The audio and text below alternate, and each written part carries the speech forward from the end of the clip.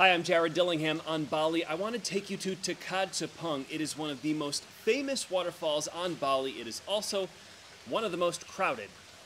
The parking lot at Tukad Cepung will be full of tourist vehicles.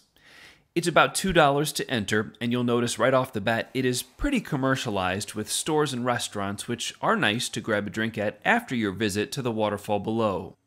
You'll take a combination of steep steps and dirt paths to get down into the gorge.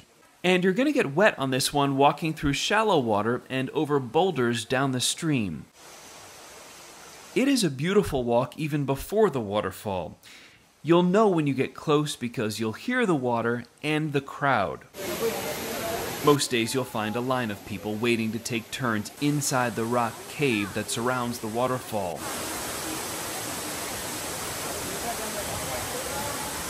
Things can turn a bit chaotic if people in the line go rogue and the whole politely wait your turn system goes down.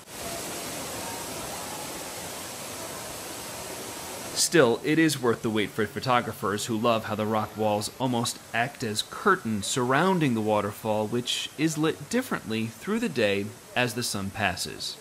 A challenge for photography here is the endless cool spray from the waterfall constantly misting the lens. Consider your footwear here, wear water shoes or sandals, or be prepared to go barefoot over some pretty sharp rocks in the stream. After visiting the main waterfall, it's also worth walking down the other way to see a couple smaller cascades off the hillside. And it's just a short drive from Tukad Cepung to another beautiful waterfall and swimming hole called gorge. If you are in the area, I would definitely recommend the hike in to check that one out too.